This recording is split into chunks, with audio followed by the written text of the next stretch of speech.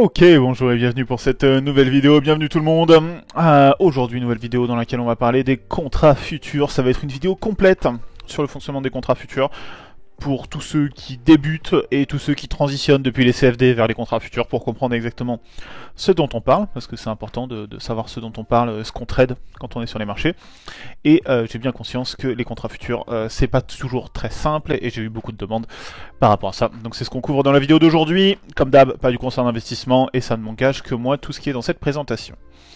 Le plan de la vidéo pour aujourd'hui, on va commencer par voir 1, c'est quoi les contrats futurs, 2, on va voir c'est quoi les ticks, c'est quoi les points, c'est quoi la valeur pour ces deux choses, comment choisir son contrat, quel contrat choisir, la question des rollovers, la liste complète de tous les contrats qui sont disponibles en futur, ou du moins des plus gros contrats qu'on a tendance à trader en futur, comment calculer ses positions, et enfin, comment trouver les infos soi-même, si jamais les infos dans cette vidéo ne sont plus bonnes, puisque évidemment je fais cette vidéo, nous sommes le 2 juin 2024, mais c'est fort possible que dans le futur il y ait des choses qui changent, que les valeurs d'éthique changent, que voilà, il y a des règles qui changent, tout ça et tout, donc les informations ne sont valides qu'au moment où je fais cette vidéo, évidemment. Allez, sans plus attendre, c'est quoi un contrat futur? Je vais peut-être me cacher pour cette partie-là. Donc c'est un contrat légal et standardisé pour l'échange d'un sous-jacent à une date ultérieure. Ok, ça, c'est la définition d'un contrat futur. Donc ça fait un peu blabla comme ça, donc on va définir les termes. Légal, les futurs sont des contrats légaux qui engagent les deux parties et peuvent avoir des grosses conséquences en cas de non-respect des termes. Ça, c'est important de le comprendre. Quand on trade un contrat futur, c'est un contrat légal qui engage les deux parties, donc le vendeur, celui qui est short, et l'acheteur, celui qui est long. C'est important à comprendre en particulier pour ceux qui sont en compte propre, pour ceux qui sont en compte propre, parce que quand vous tradez les contrats futurs en compte propre, si vous allez à l'échéance d'un contrat futur, vous pouvez potentiellement être obligé de prendre livraison du bien. Donc si vous avez un mini sur le pétrole par exemple à l'achat et que vous avez laissé le contrat courir jusqu'à échéance, potentiellement vous pourriez avoir à acheter 1000 barils de pétrole. Donc évitons, évitons, c'est pas ouf, hein. À 80$ le baril en ce moment, ça fait 80K à sortir du compte courant, ça fait un peu beaucoup.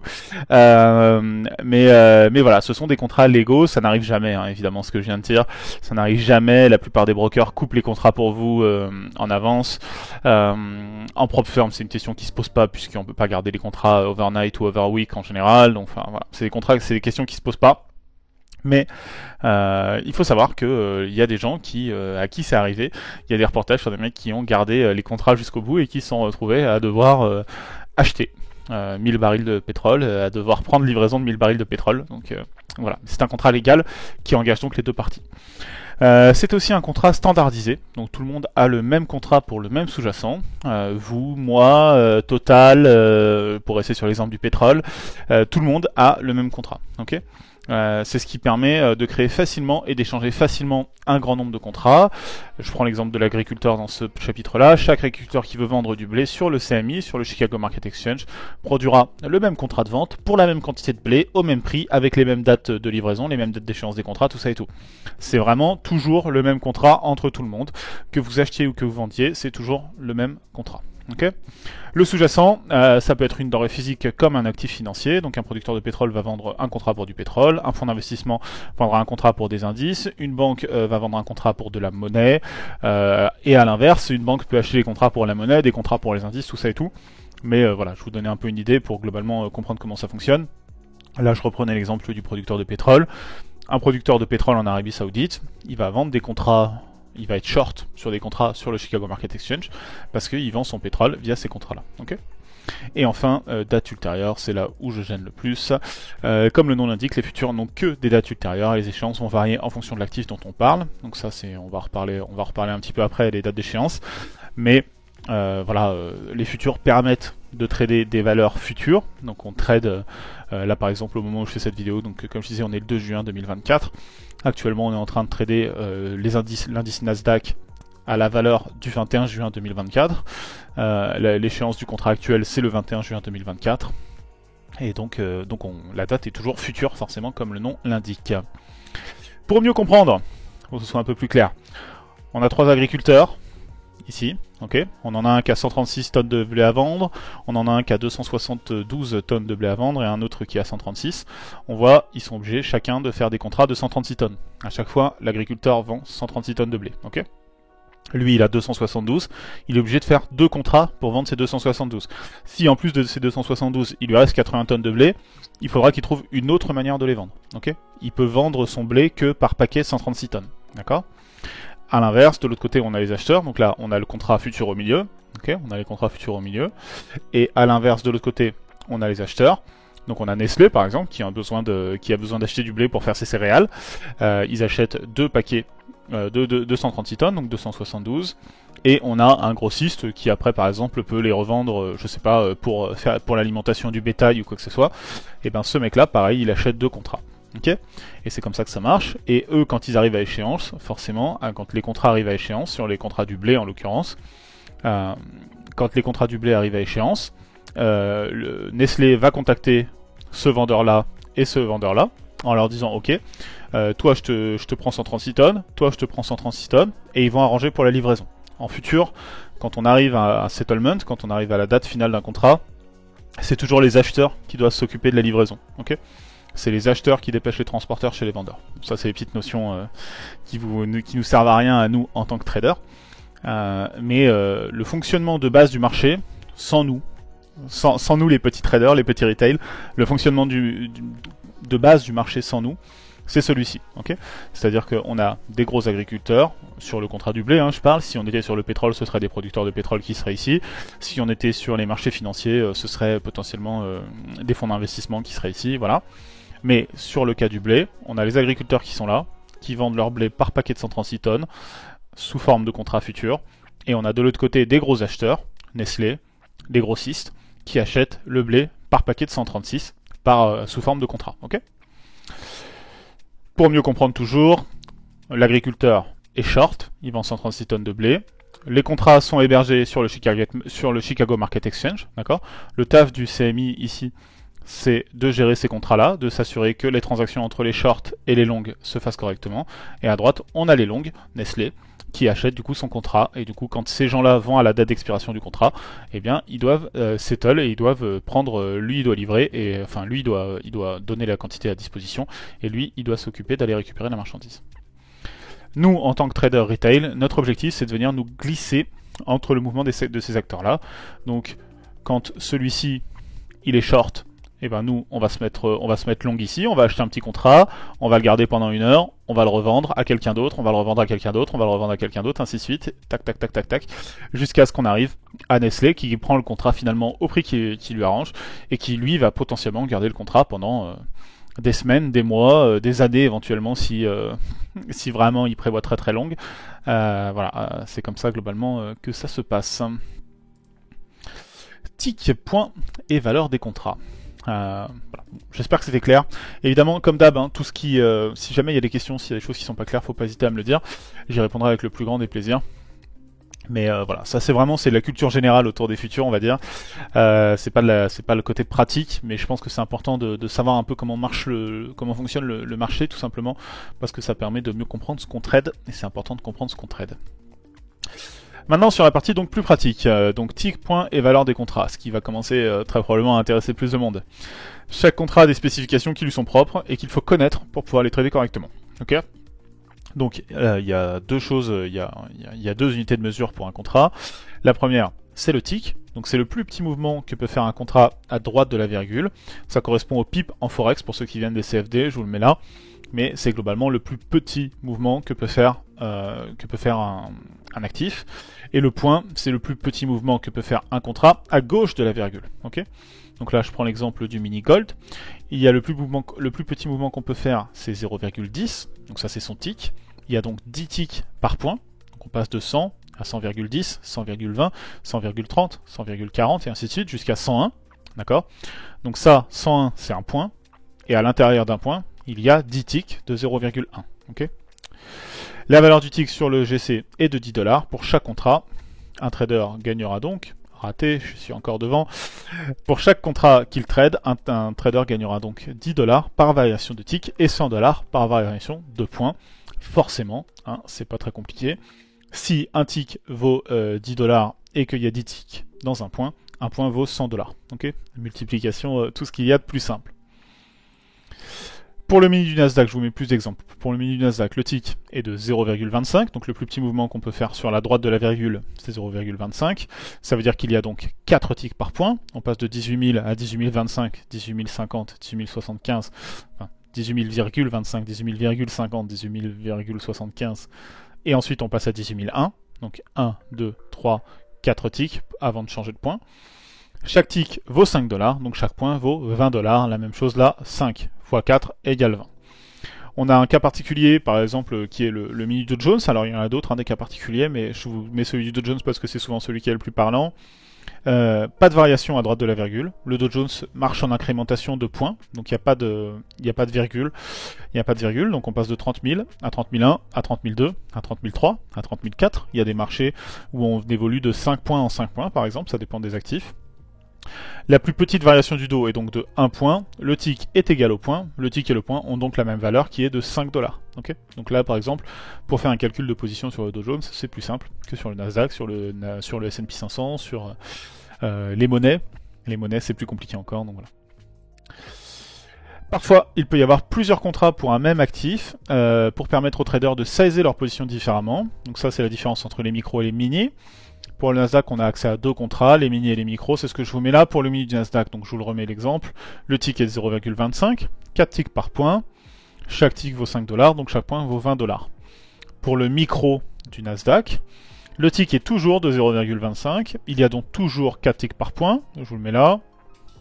18 001. Mais chaque tick vaut 0,5 et chaque point vaut donc 2 $. D'accord ? Donc c'est divisé par 10. Donc on passe de 5 $ à 0,5 $ et de 20 $ à 2 $ le point, forcément. Hein, d'accord ? Donc tout est divisé par 10 et on obtient du coup le même type de mouvement, mais avec une size 10 fois moins importante, ce qui permet d'avoir un effet de levier moins important, de prendre moins de risques, de gagner aussi moins. Mais vu qu'on est des traders avec la gestion du risque, c'est notre boulot, c'est les micros du Nasdaq qui est souvent quelque chose de très intéressant. Quel contrat choisir maintenant ? Quand on trade les futurs, il faut choisir son actif, mais aussi le contrat qu'on veut trader pour cet actif. D'accord ? Donc quand vous choisissez le gold, par exemple, vous vous dites, tiens, je veux trader le gold. Il suffit pas de vous dire, je veux trader le gold comme en CFD, et vous prenez votre symbole du gold. D'accord ? C'est un peu plus compliqué en futur, c'est pas beaucoup plus compliqué, mais il faut savoir comment ça marche. Chaque contrat est identifié par 3 éléments. 1, son code. 2, le mois de l'échéance du contrat. Comme je disais, chaque contrat futur a une date d'échéance, et donc il faut connaître cette échéance-là pour savoir quel contrat choisir, tout simplement, et l'année d'échéance, ok ? Puisque, vu que c'est les futurs, il y a des fois des contrats qui se traitent 3, 4, 5 ans à l'avance. On peut commencer à les trader 3, 4, 5 ans à l'avance. C'est pas fréquent, mais ça arrive. Il y a certains marchés qui le permettent de le faire. Et donc voilà.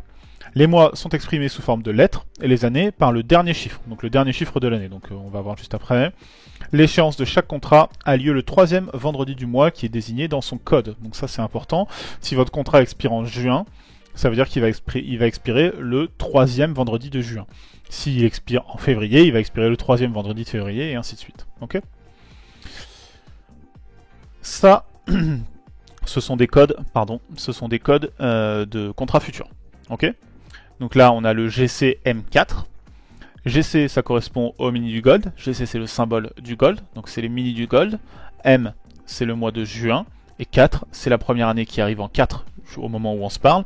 Et donc c'est 2024. Okay, donc le contrat GC-M4 permet de trader le gold avec une date d'expiration en juin 2024. Donc le contrat expire au 21 juin 2024. Okay, en dessous, on a le MNQ U5. Donc le MNQ, ça correspond au micro du Nasdaq. U, c'est la lettre pour le mois de septembre. Et 5, c'est la première année qui se termine en 5. Et donc c'est l'année 2025. Donc si vous tradez le MNQ U5, vous tradez les micros du Nasdaq qui expirent au 3e vendredi de septembre 2025. Ok ? Voilà. C'est comme ça qu'on choisit son contrat, donc c'est une petite mécanique là à comprendre aussi. C'est pas très compliqué, ça va vite, hein, on s'y fait vite. Maintenant, à force, on les connaît tous par cœur. Globalement, on sait... on connaît les lettres de tête, tout ça et tout. Des fois, moi, j'ai besoin de vérifier pour les actifs. Je les connais bien pour les actifs trimestriels qui sont ceux que moi je trade. Mais pour les actifs qui ont des échéances tous les mois, des fois, j'ai un petit doute sur certaines lettres. Donc voilà, mais c'est assez simple. Et accessoirement, je vous donne les lettres ici. Comme ça, vous pourrez revenir à la vidéo si un jour vous avez un doute. Donc les lettres de chaque mois. Janvier, c'est F. Février, c'est G. H pour mars, J pour avril, mai K, juin M, juillet N, août c'est Q, septembre c'est U, octobre c'est V, novembre c'est X et décembre c'est Z, ok. Donc voilà, ça c'est juste petite connaissance à avoir aussi. Si jamais vous avez un doute, vous pouvez revenir à la vidéo. Si jamais, sinon c'est très facile à trouver sur internet, il n'y a pas de souci. Mais donc ça c'est les codes pour cette partie-là, les lettres pour les mois. Quel contrat choisir?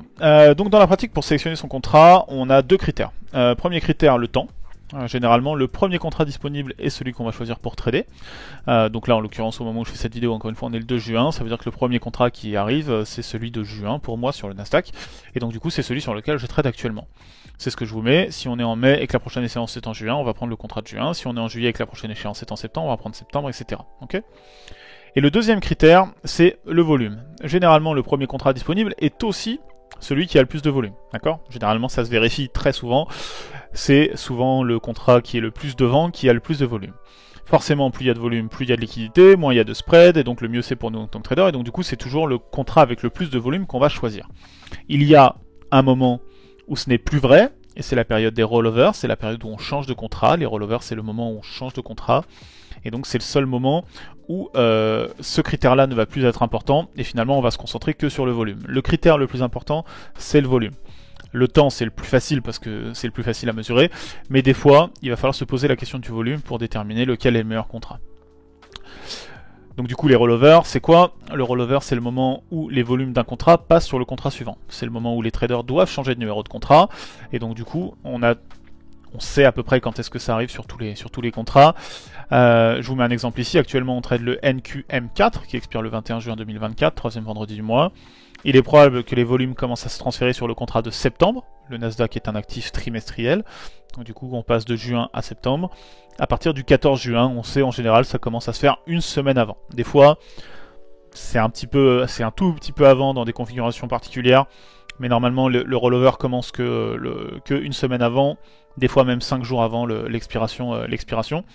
Donc on sait qu'à partir du 14 juin, on va commencer à regarder les volumes quotidiennement pour se dire, ok, est-ce que le contrat est en train de changer? Est-ce que les volumes sont passés sur le contrat de septembre? Et ainsi de suite.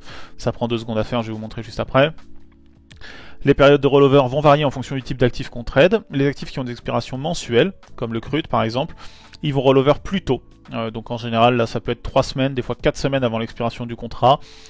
J'ai pas de mesure très précise parce que je le fais pas, moi je traite pas ces actifs là, mais il me semble ça doit être ça doit être 3-4 semaines. Après, si c'est ça que vous tradez, vous allez le savoir très rapidement. Hein.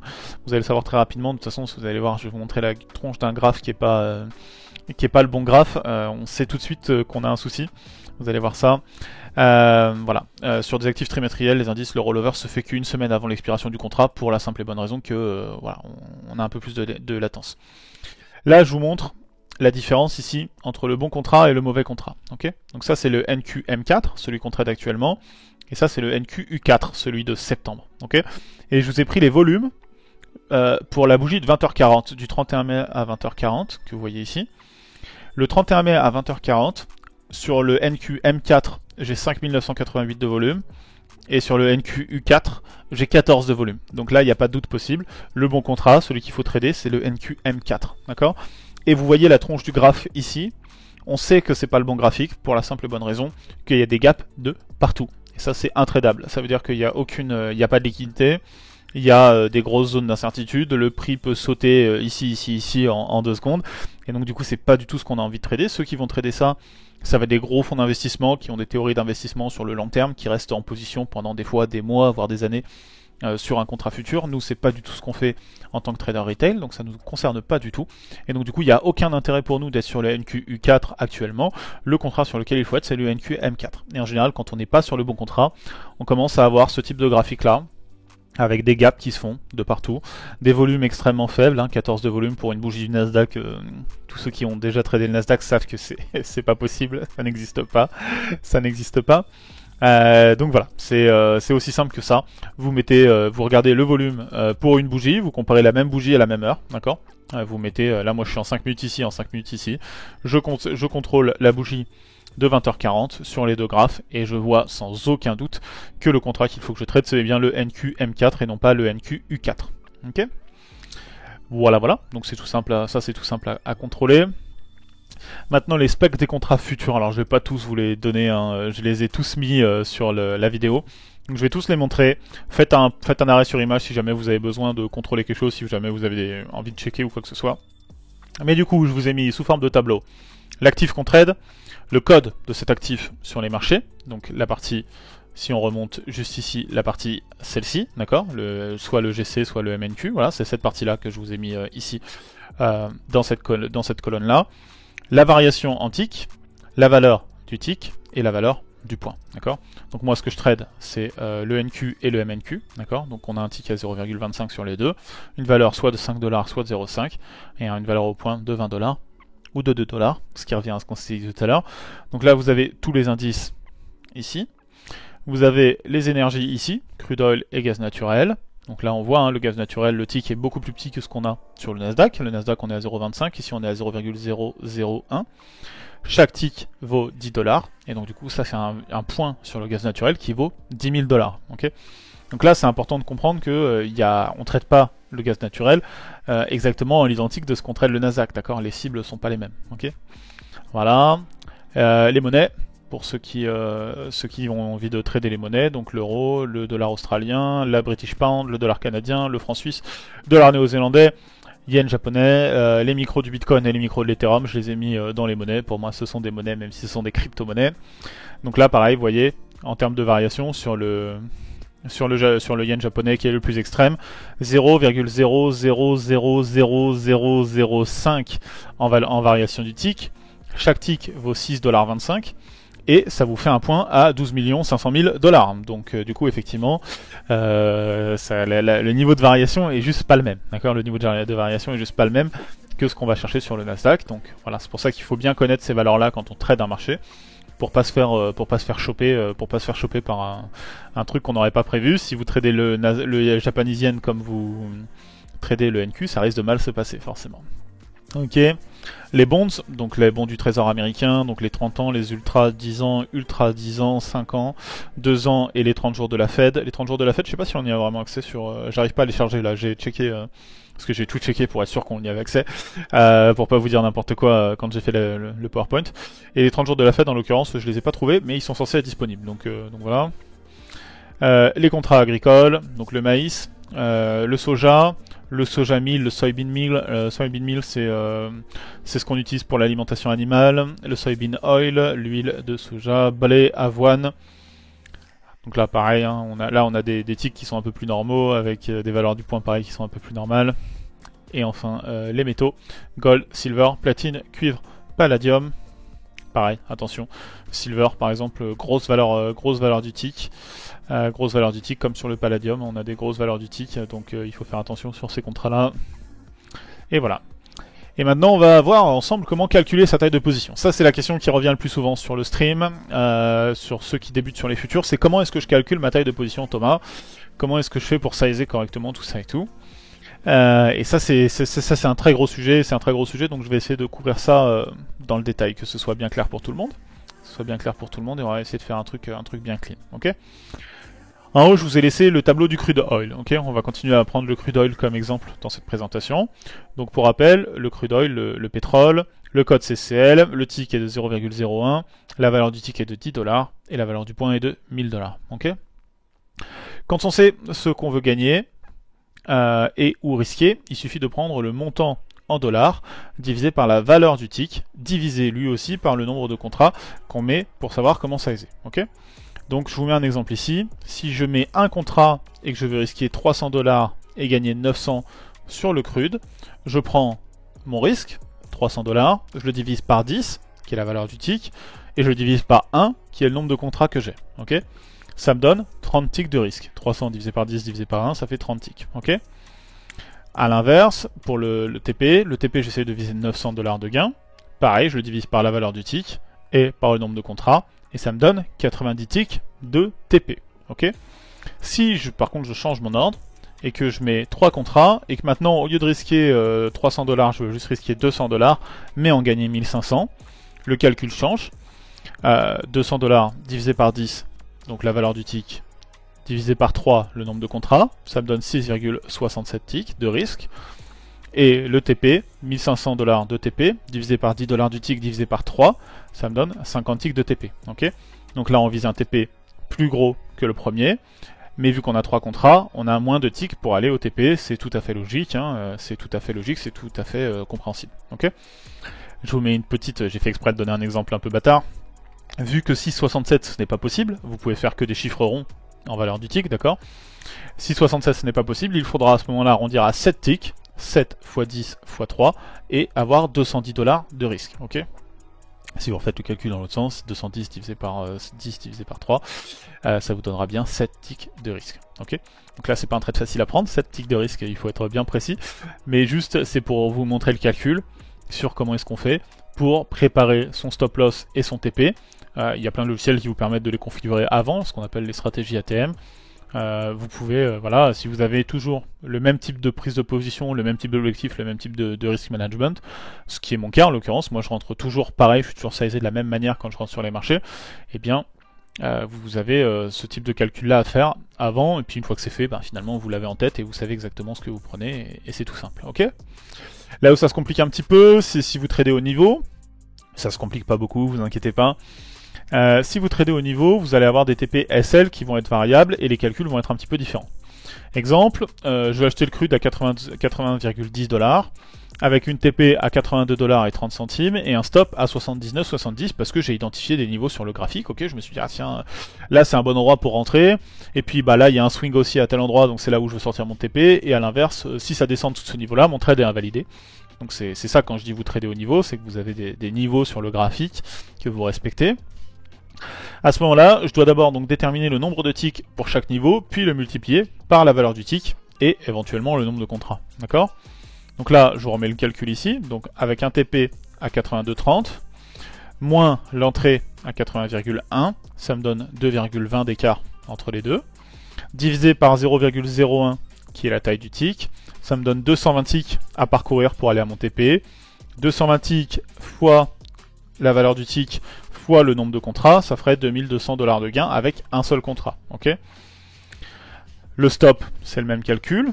80,1 c'est mon entrée, moins mon stop, 79,70, c'est égal à 0,4 divisé par 0,01, 40 ticks, fois 10 $, qui est la valeur du tick, ça me donne 400 $ de risque. Donc sur ce trade-là, quelqu'un qui prendrait ce trade-là, qui rentrerait à 82,30 $ avec une TP, à 82,10 $, pardon, avec une TP à 82,30 $ et un stop à 79,70, il aurait 2200 de gains potentiels à réaliser s'il va jusqu'à sa TP et 400 $ de risque s'il va à son stop. Okay, le calcul n'est pas si compliqué que ça. Okay, c'est une petite mécanique à prendre, une petite mécanique mathématique à prendre. Ça va très très vite. Vous allez voir qu'au fur et à mesure que vous allez vous habituer, ça deviendra très très simple et il n'y aura aucun souci. Okay, là maintenant je vais prendre un autre exemple, je vais aller ce coup-ci sur les mini du Nasdaq, ok, donc les mini du Nasdaq 100, le code NQ, le tick 0,25, la valeur du tick 5 $ et la valeur du point 20 $. Ok, donc là, ce coup-ci, je veux shorter le Nasdaq avec 4 contrats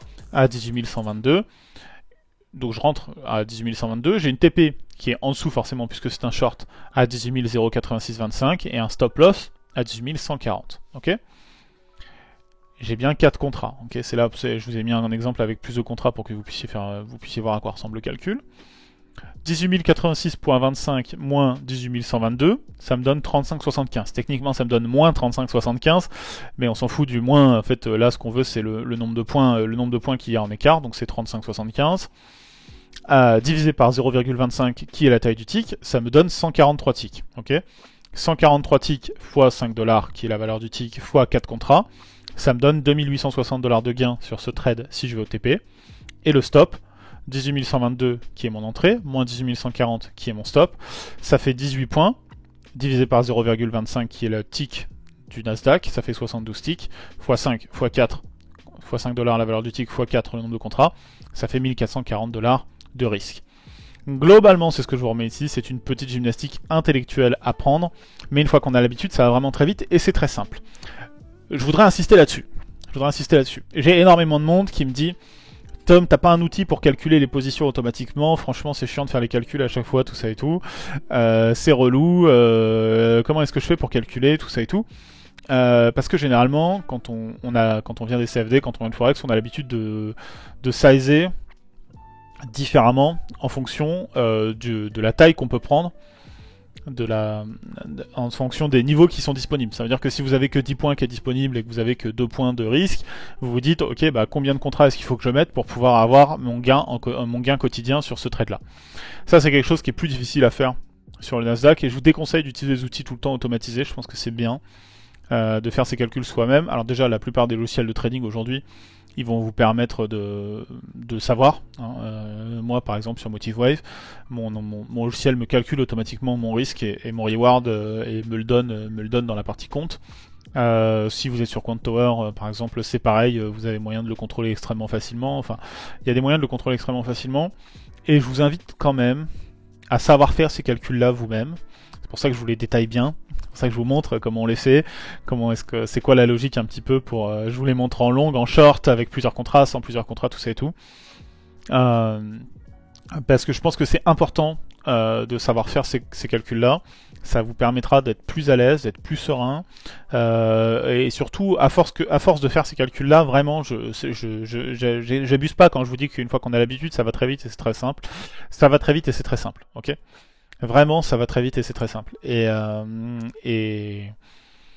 ça permet d'être vachement plus serein dans son trading quand on n'a pas besoin de varier, d'aller chercher des outils à droite à gauche pour prendre ses positions, tout ça et tout.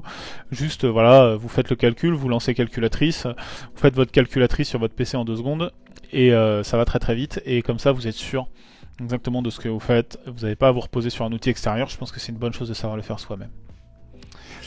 Voilà pour ça. Maintenant, où trouver les infos? Le meilleur endroit pour trouver toutes les infos sur les contrats, c'est toujours celui du Chicago Market Exchange.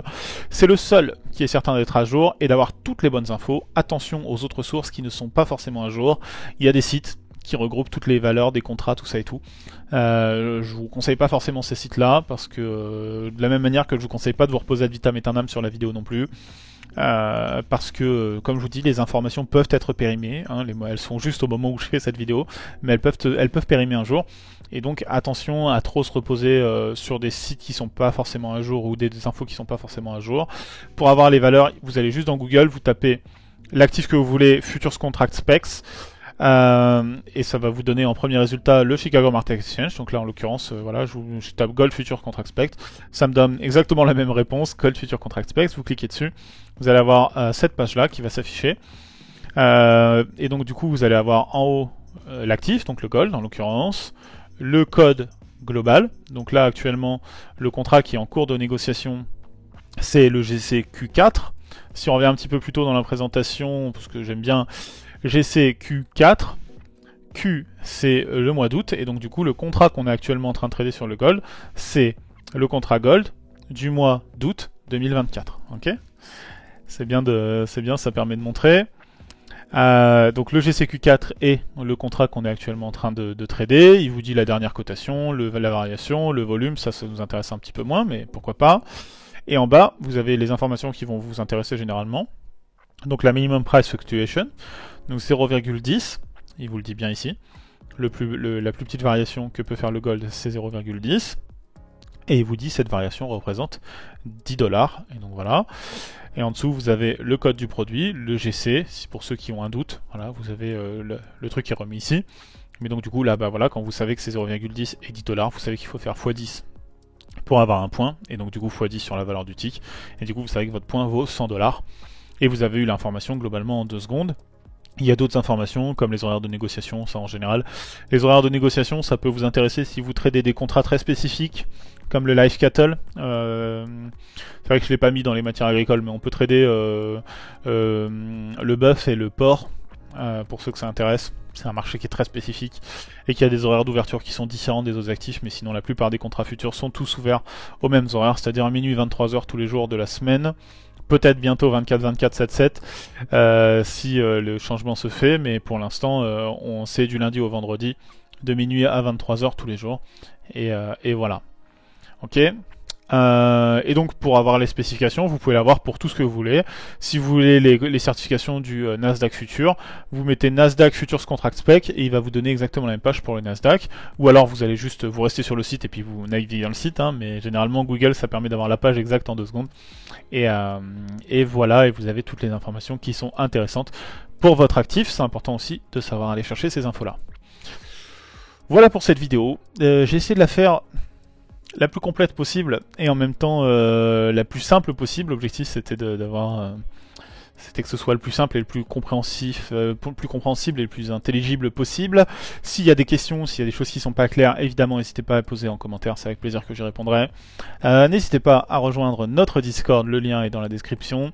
Un grand merci à toutes et tous d'avoir regardé cette vidéo et on se retrouve pour les streams tous les jours à 15h30 à 15h30 le lundi, le mercredi, le lundi, le mardi et le mercredi, pardon. À 9h le lundi, le jeudi et le vendredi. 14h30 également le jeudi et le vendredi. Et à 18h le mardi soir pour le live Darwinex. Donc un grand merci à toutes et tous d'avoir regardé cette vidéo et on se retrouve sur les lives ou sur les prochaines vidéos. A bientôt tout le monde, ciao ciao, bonne soirée et bonne journée à tous. Tada.